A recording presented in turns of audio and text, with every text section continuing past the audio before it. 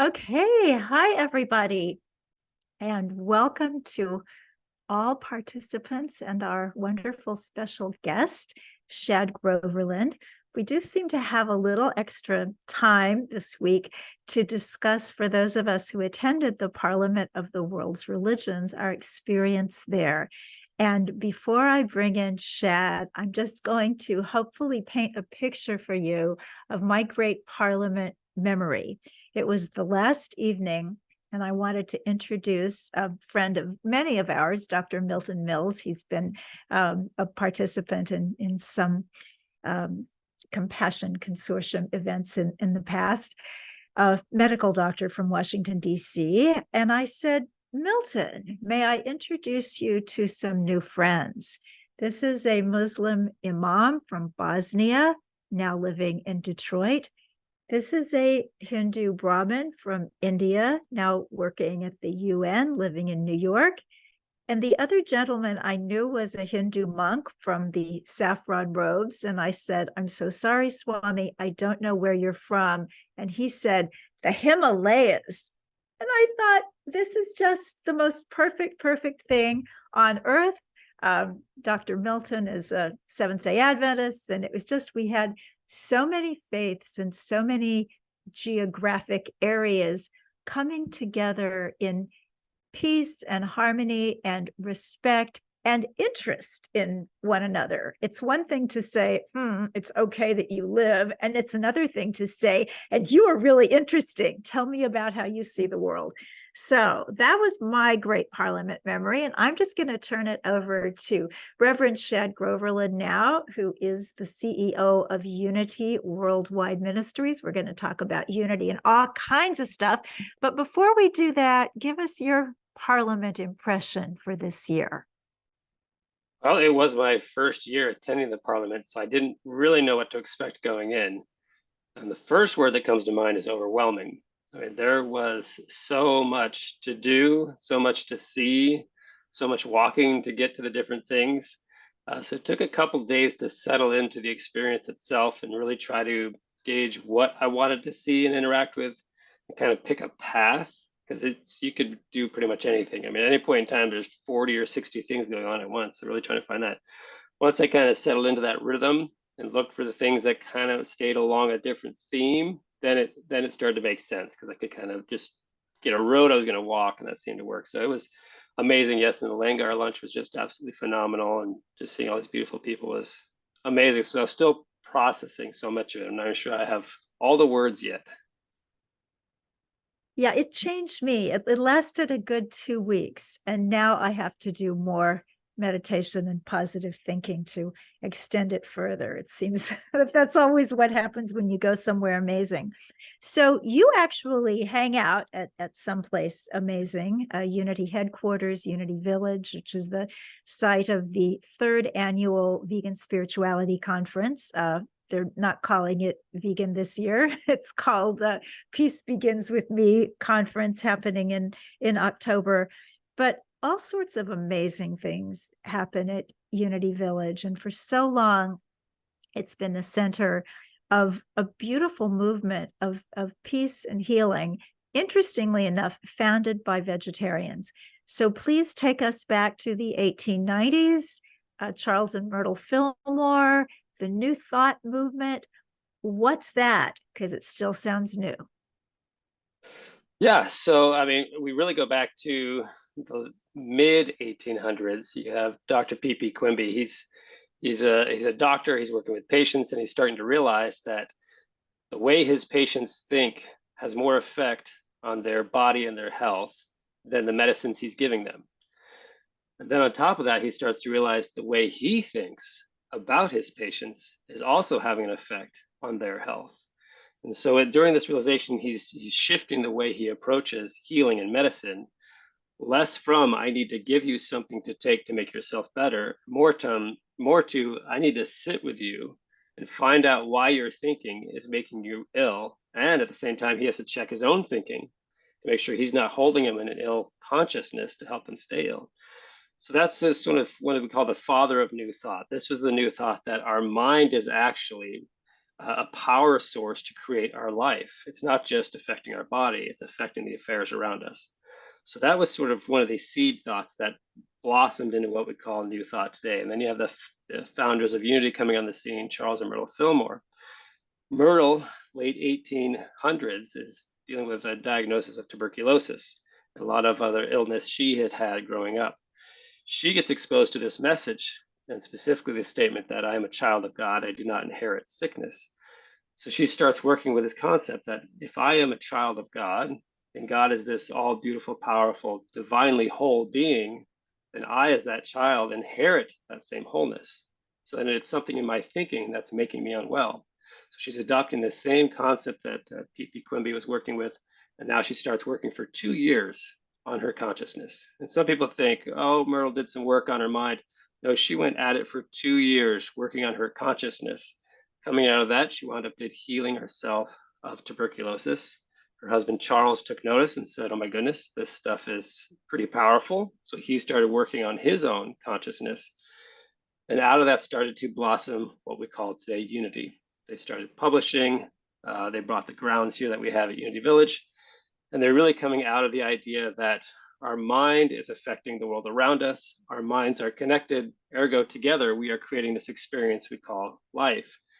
And that slowly segued into, well, if our minds are connected and we all feeling the compassion for each other, then aren't we also connected to the other living beings, which are these animals and these creatures around us, which segued into them moving away from eating meat. And so by today's standards, we would call them vegan at that time, but they didn't have that word yet. They were calling themselves vegetarians.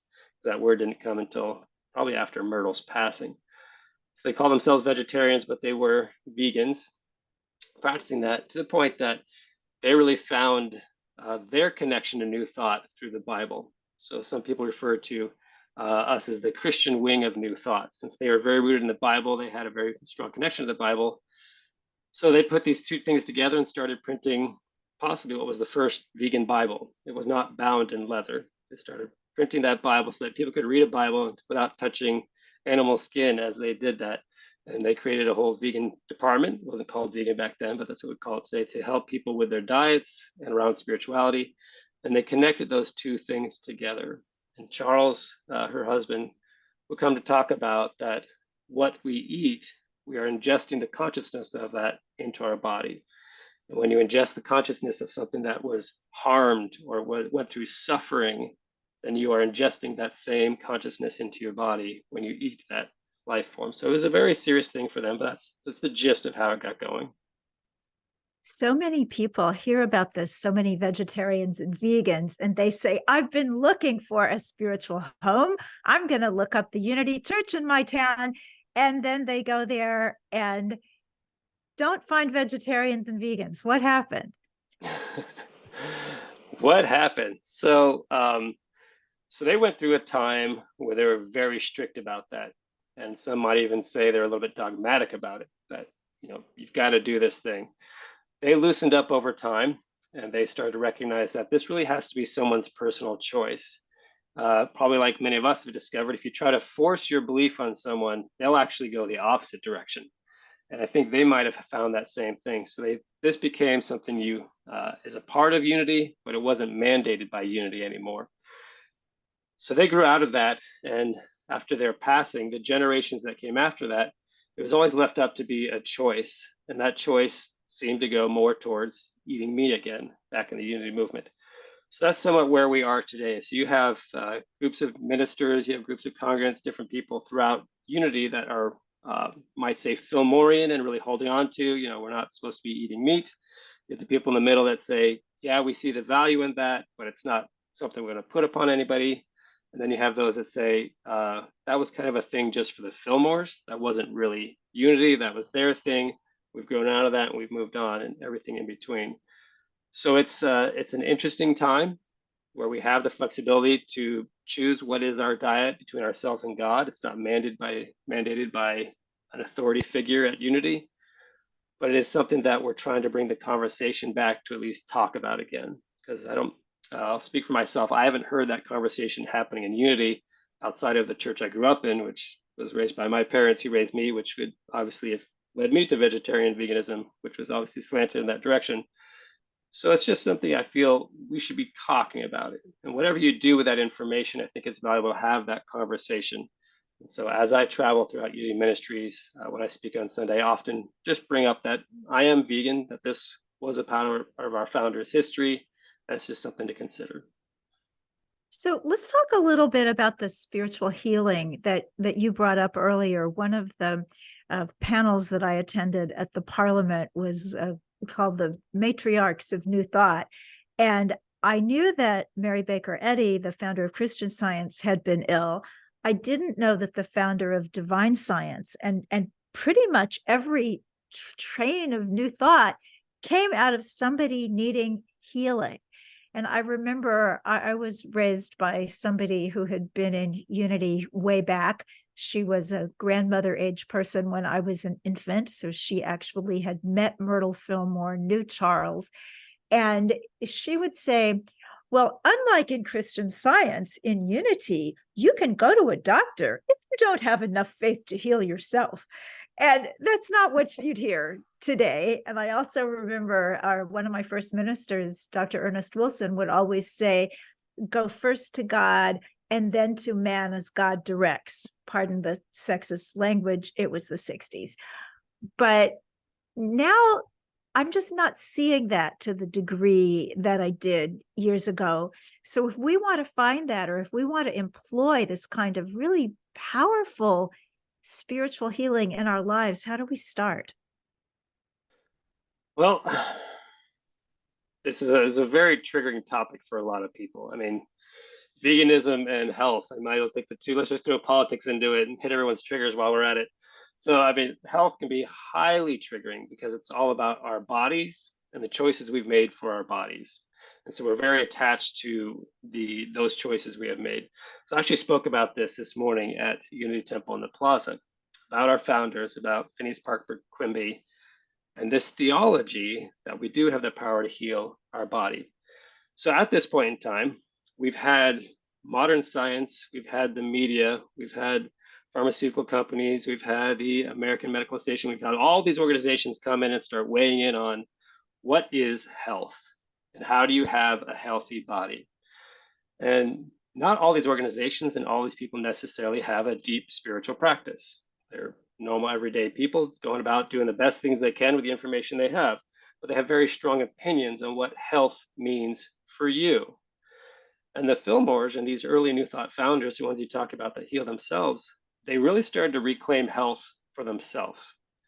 And sometimes would say, do not hand your health over or your power over to an authority figure. They might have advice, they might have expertise that could help you along the journey, but the power and the final decision always relies with you. That's where the power should always be. So it's between you and God. But what we have to caution is we've moved so, I get called out for saying we. I have recognized some people have moved so far away from this power within ourselves that they're now in a system where they're dependent on outside help to keep themselves going. And so we can start talking about there is this potential to reclaim our health, to reclaim our power. And there's a gap we're going to have to journey between where we are now and where we want to be, which is that ability to heal ourselves with our mind. So we look at Myrtle. She was very dependent on medical intervention to stay alive when she heard these powerful words of taking her power back. And it took her 2 years to travel that journey, working daily for hours on that process. They even talk about she pretty much handed her children over to her husband's mother to care for during that time so she had enough time to heal herself because she saw so much value in being alive for the rest of their lives that she was going to dedicate that time. So this is a dedicated work to be able to take our consciousness back to a place where we believe we do have this power. In many ways, a belief that's been handed off to outside organizations to take care of for us. So I don't know if that makes sense, but we've sort of handed our power away, and the process of getting it back is going to take work. So that's not to say we need to cut off our doctors and cut off our medication and don't do this and don't do that. No, these are all tools on this path as we start this process of journeying back to reclaiming our power to be able to heal ourselves with most scenarios. In some scenarios, we still might need to have intervention and help from outside sources. So I just think it's a journey to work back there. And this is, again, a conversation we're starting to have in Unity. Just bring back the conversation about this is a real thing. It's a potential we can work towards, and maybe it's time to start that process again. So if someone wanted a book or some sort of information, if they want to embark on this healing journey, what would you recommend? Well, you talk about Myrtle's Healing Letters is a really popular book. It's kind of the book that most people read, and that gives them the flavor for unity. And it is a compilation of letters that Myrtle would write to people that were writing to her after she healed herself, inquiring about how do I do this? How do I do that? What do you think about this? What do you think about this? And she responds, and these are her responses to those letters. And you get to hear in her own words her journey and her beliefs about health. And I love reading it because she was a very straightforward woman, and she called people out. She called it like it is. You could hear that power within her. And sometimes you'd hear a little bit of frustration when she would hear people's lack of power again in that space. She'd want them to call out. She'd want to call them up. She want to hear you speak to power again. So that book for many people has become sort of the initial step on their healing journey, to really read those words from a woman that did that work in her own voice, not just talking about her, but her talking. And there's such amazing nuggets in there that will just flip your brain upside down and go, is this even possible? That's coming from a woman that says, not only is it possible, I'm telling you, I did it. And it's short. I like short books. It's a quick read, and you get beautiful nuggets throughout. Oh, that's such a great story. So if somebody is interested in getting some help with this, certainly you have the most beautiful and probably longest standing prayer ministry in the world. Silent Unity, you can go online, you can call a toll-free number, and you can get help. These people are beautiful, and I've actually seen miracles in my life with Silent Unity. And if someone reaches out to them and they come from a different religious tradition, they might say, these Unity people pray funny. How do you pray that's different from other praying people? Well, we call it affirmative prayer, where we're not going to pray into the fear or pray into the sickness or the illness. It's really praying into the affirmation of your wholeness. The silent unity prayer individuals and prayer partners are really trained to be able to pray with anyone and honoring the faith from which they're calling from in that space. So it might sound a little bit different, but they do their best to make the prayer relevant to the faith of the person who's calling. But it is a positive prayer. So we don't want to dwell on a situation or dwell on whatever might be the ailment or the difficulty at the time. We want to shift that towards our inherent wholeness. So if we are children of God, we are inherently divine. We want to switch back into that trueness of our being.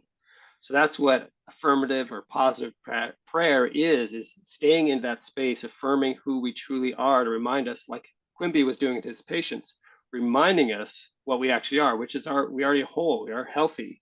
It's just a matter of peeling back the layers of this onion of chaos and fear and negativity and programming to get back to our true nature, which is that divine or that Christ within, we refer to it as in unity. So back a little bit to the vegan history. I know the Fillmores cared about animals. They saw the oneness of all life, but they were also very invested in the idea that what we consume has a lot to do with our spiritual lives and what we can manifest, how much we can grow spiritually. So what's that connection in their opinion and or yours? So from my perspective of their opinion, they saw a direct connection between how you're eating and your experience of life. Myrtle actually had a dietitian that worked with her. So they're living in the Lee Summit area, which is where Kansas City is, a little bit south of Kansas City itself. She had a dietitian in Kansas City that was helping her along this journey of what fruits and vegetables to eat to keep her in alignment with her body, keep her in balance. So it was a weekly part of her life, keeping her diet in alignment, to have a person that might be a little bit further along in the journey to help her put together this diet so she wasn't just going at it alone. And then she in turn was working with Charles, and it was so big to them that they were making an effort to make anything served at potlucks or events that were happening on site to also be vegan or vegetarian, as they call it at the time. And there's even a little talk that they had one of the first veggie hot dog making machines here on property.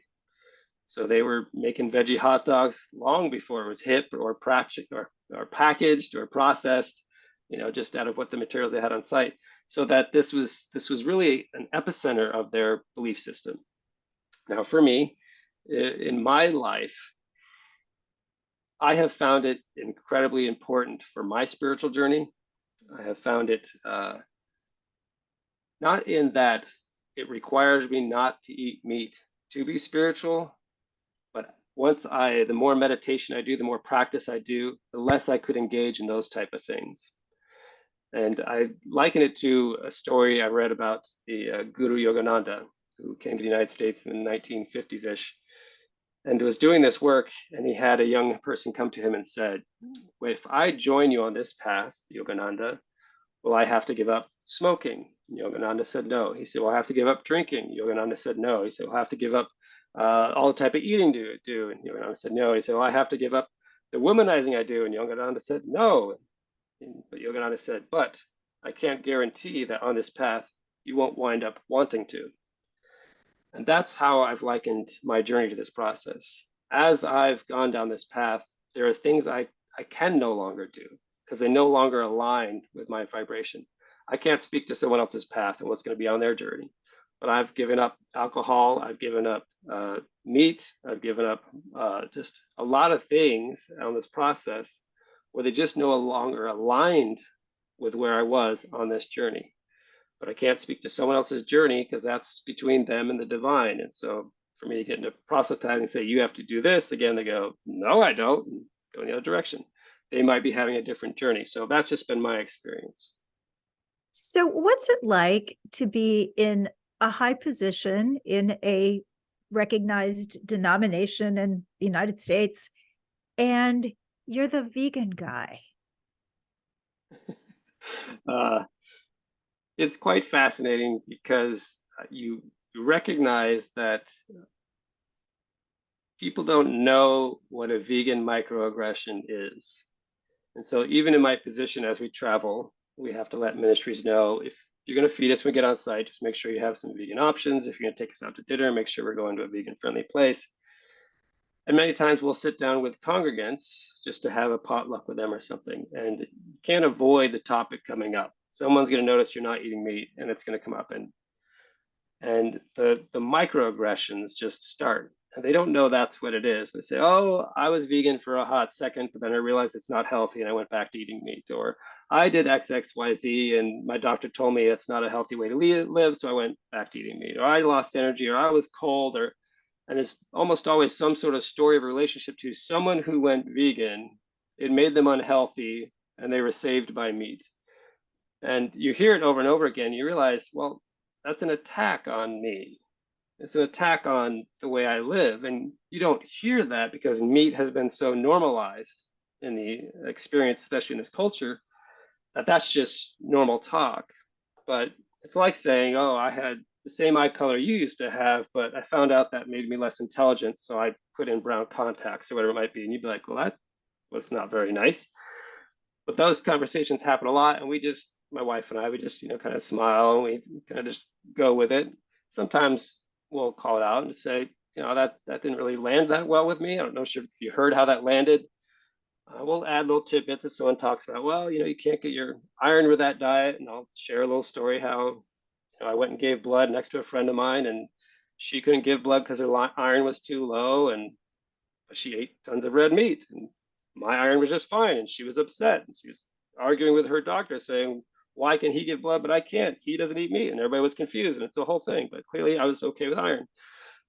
You just try to sort of make a conversation light about a little learning curve. But it's fascinating to see that as we've traveled around, there is this bias against vegans and vegetarians. It's an unconscious bias.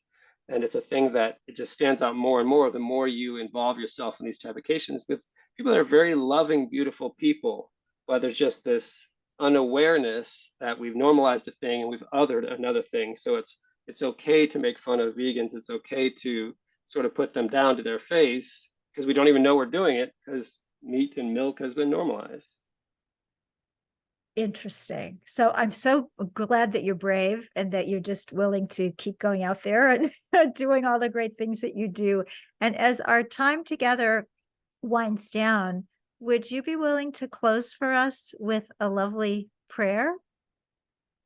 Certainly. So I should invite you, if you're comfortable, if you want to close your eyes, if you can get your spine straight and allow yourself to center.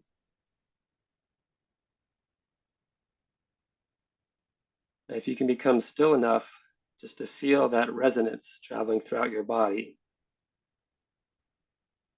Might be a tingling at your feet, at your palms, in your spine.